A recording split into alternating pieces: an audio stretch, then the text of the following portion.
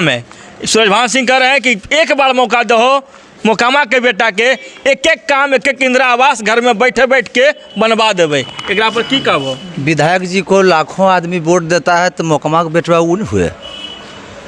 जो जिनको जिता रहा है मोकामा का आदमी वो असली मोकामा का बेटा है। विधायक जी या उनकी पत्नी श्रीमती नीलम देवी जी बहुत वोट से जीतेंगी।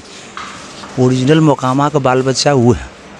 ओरिजिनल वो है तो वो तो ओरिजिनल वो है। ओरिजिनल है तो जीत काहे नहीं रहे?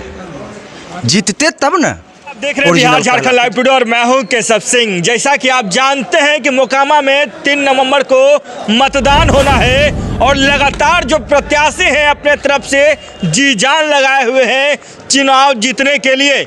मतलब साफ है, एक तरफ एनडीए जो बड़े बड़े वादा और बड़े बड़े विकास के बात करके मोकामा में चुनाव जीतना चाहती है, तो दूसरी तरफ अनंत सिंह का 17 सालों का कार्यकाल पे उनकी पत्नी नीलम देवी वोट मांगने के लिए लगातार गांव-गांव का दौरा करके वोट मांगने की अपील कर रही हैं। चलिए हमारे साथ मोकामा के 2 दिग्गज चेहरा जो पहचानते होंगे, आप भी हमेशा सुर्खियों में बने रहते हैं, इनसे बात कर लेते हैं। सबसे पहले आपका स्वागत है। क्या नाम हुआ आपका? राहुल रंजन, युवा जिलाध्यक्ष जदयू बार।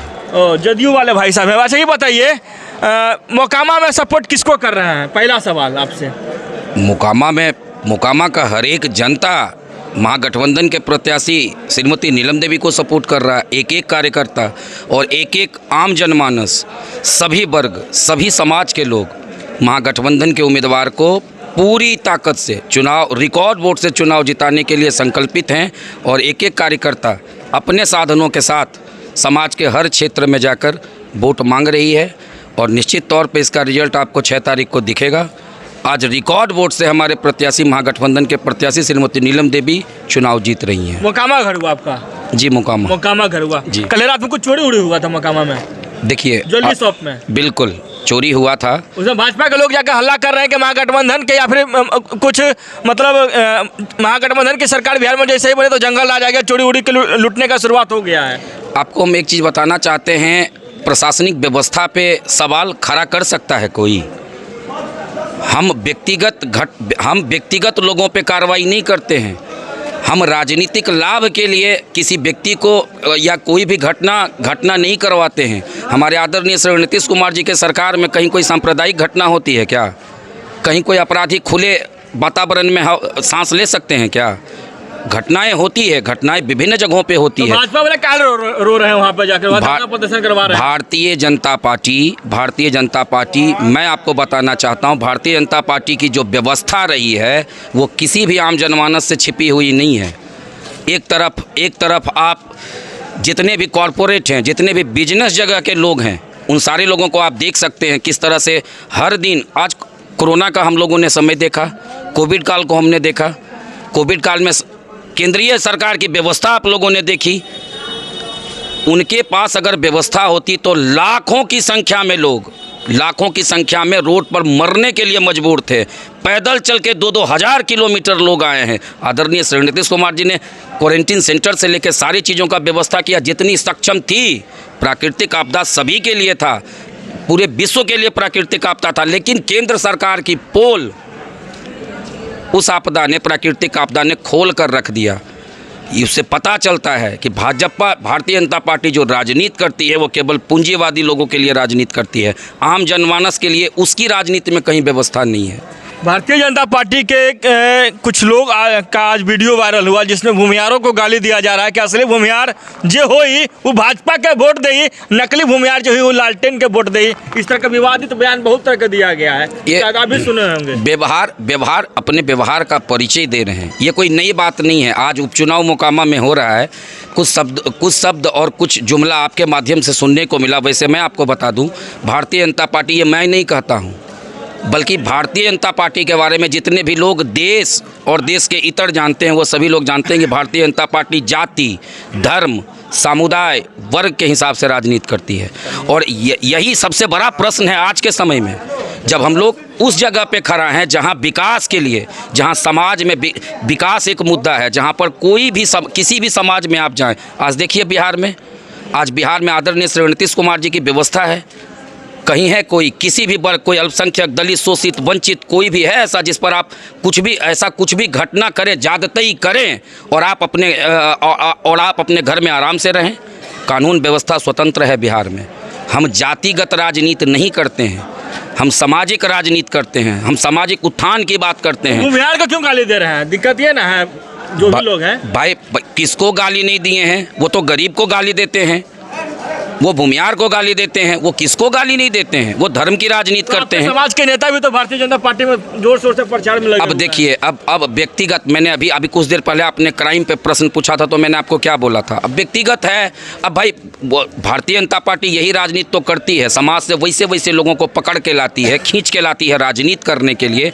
देखिए उसका बहुत सारा मुखौटा है, शायद एक इंटरव्यू में चीज़ क्लियर ना हो पाए, बिल्कुल समझना है। और आज वो समय पे खड़ा है, आज समाज उस जगह पे खड़ा है जहां भारतीय जनता पार्टी का झूठा चेहरा समझना पड़ेगा। आपने मैनिफेस्टो तैयार कभी सोचे हैं कि भारतीय जनता पार्टी कभी युवा की बात करे, कभी महिला की बात करे, कभी महिला उत्थान की बात करे? बेटी बचाओ बेटी पढ़ाओ का बात कर रहा है कौन? भारतीय जनता पार्टी। तो बेटी बचाओ बेटी पढ़ाओ की व्यवस्था कहाँ पे किया आपने? बता दो। हमने व्यवस्था दिया, हमने विभिन्न योजनाओं को बिहार में चालू करके, चाहे साइकिल योजना हो, पोशाक योजना हो, और समाज के सबसे अंतिम पायदान पे बैठे बच्चियों को निकाल के स्कूल तक पहुंचाया। आदरणीय श्री नीतीश कुमार जी की ये दूसरी बात। कभी सोचे थे? ये प्लान था किन्हीं के पास। आज हमारी बिहार की महिलाएं सिर्फ रोटी बनाने के लिए घरों में नहीं आती है, बच्चों को पालने के लिए घरों में नहीं आती है। आदरणीय श्री नीतीश कुमार जी ने ऐसा व्यवस्था दिया है कि हमारी विभिन्न समाज की औरतें आज समाज की प्रतिनिधित्व करती है। हमने पंचायती राज चुनाव में आरक्षण दिया 50% का।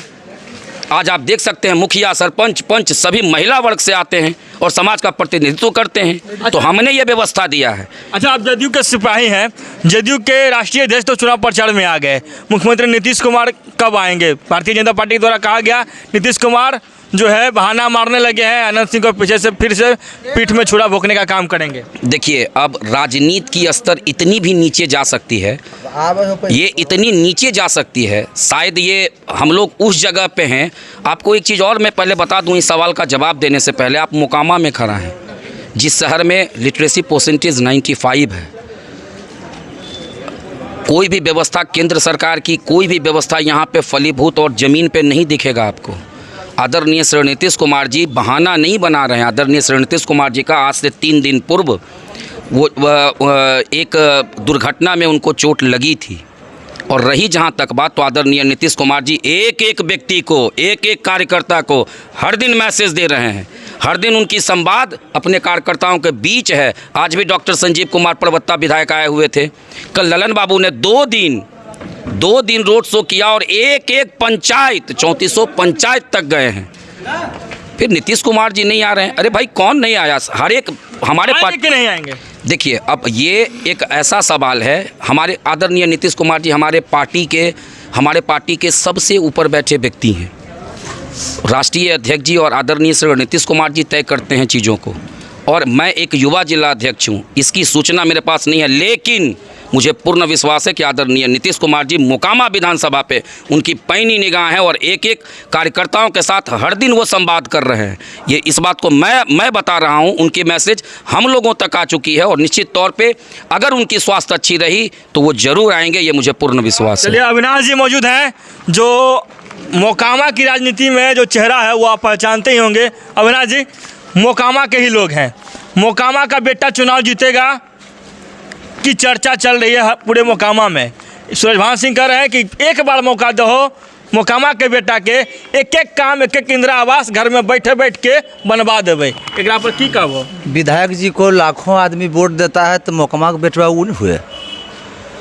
जो जिनको जिता रहा है मोकामा का आदमी, वो असली मोकामा का बेटा है। विधायक जी या उनकी पत्नी श्रीमती नीलम देवी जी बहुत वोट से जीतेंगी। ओरिजिनल मोकामा का बाल बच्चा वो है।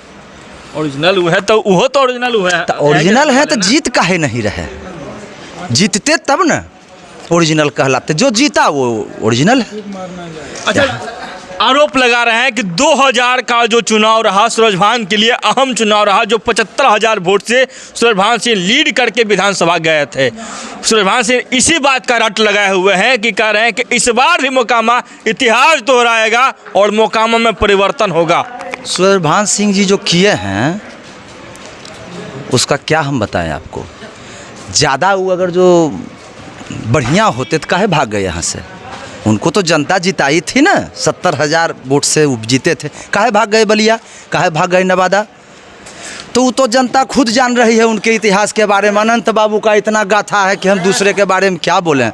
इन्हीं से हम महो हैं। उनका सवाल समाज को संरक्षित, समाज जो जिम्मेवारी आपको मिली, आपने समाज को सामाजिक संरचना को कभी संरक्षित करने का प्रयास नहीं किया, जिसका नतीजा है आज के समय में कि आप हाशिए पे खड़े हैं। और महागठबंधन की प्रत्याशी जो आदरणीय श्रीमती नीलम देवी हैं, वो रिकॉर्ड वोट से इस बार चुनाव जीतेंगी। भाई आप देखिए, सबसे पहला चीज़ है सामाजिक संरचना को व्यवस्थित करके रखना, उसको संरक्षित करके रखना। ये हमारे जो अग्र होते हैं, हमारे जो विधायक होते हैं, हमारे जो सांसद होते हैं, उनका सबसे प्रथम कर्तव्य होता है। तो आपने तो हमेशा सामाजिक विघटन को ही प्राथमिकता दिया है। तो आज चुनाव में भाई आपके लिए तो चीज़ें मुश्किल है, हमारे लिए बहुत आसान है। आप गली गली हर एक पंचायत में जाएं, जहां अगर आपको कार्यकर्ता नहीं मिलता है महागठबंधन का, तो मैं निश्चित तौर पे आपकी सारे बातों से सहमत रहूँगा। और ये सूचना है उन चीज़ों का कि हमने महागठबंधन के तमाम दलों ने और आदरणीय श्री नीतीश कुमार जी की नीतियों ने समाज के हर वर्ग को संरक्षित करने का ही कार्य किया है और आज समाज उनके साथ है। चलिए, क्या बना जीत रहे हैं मोकामा बहुत भारी वोट से, कहीं कोई जनाइबे नहीं करेगा, धुइयां उड़ा देंगे। प्रयोग करके कि विकास का प्रयोग करके दिखा के, विकास की बातों का बातें करके, बाहुबल का चर्चा आप करके ना, अब क्या बताएं आप क्या कर देते हैं। बाहुबल का परिभाषा जो है ना, उस समझ में ही नहीं आता है आप लोगों को। आप आरोप लगा रहे हैं यहाँ पे कि आप हमेशा बाहुबल का प्रयोग करके चुनाव जीतते रहे हैं। तो बाहुबली उनको जनता बनाई हुई है, तो जनता के जनमानस को वो ठेस पहुंचाते हैं बार बार इस ढंग की भाषा का इस्तेमाल करके। इतना 5 बार से वो विधायक हैं, उनको जिताया गया है जनता के वोट से। आप जनता के ऊपर को, जनता की मानसिकता को आप ठेस पहुंचा रहे हैं। ये बाहुबल बाहुबल बोल बोल के जनता का वोट से वो जीतते हैं, वो जनबली हैं। बाहुबली नहीं रहेंगे तो गलत का विरोध कैसे करेंगे जी। बाहुबली तो होना जरूरी है आदमी को। जब तक धार नहीं रहेगा तो फिर वो सब छुड़िया कटोरिया भागेगा कैसे। छुड़िया कटोरिया कौन हो गया? छुड़िया कटोरिया हो गया जो चोर चुहार है, उसके लिए थोड़ा सा रहना चाहिए। मोकामा में चोरी हुआ है, तो कल रात में मोकामा में चोरी हुआ है, तो मान लिया जाए उससे पहले 3 दिन पहले वो भी ज्वेलरी शॉप में हुआ है। तो चोरी होगा तो मान लीजिए जो है वहाँ पर वो अपना जो है चोरी करवा रहा है। गर्मी इतनी बढ़ी हुई है कि मौसम का तापमान थोड़ा घट रहा है, मगर चुनाव की गर्मी बढ़ते चला जा रहा है।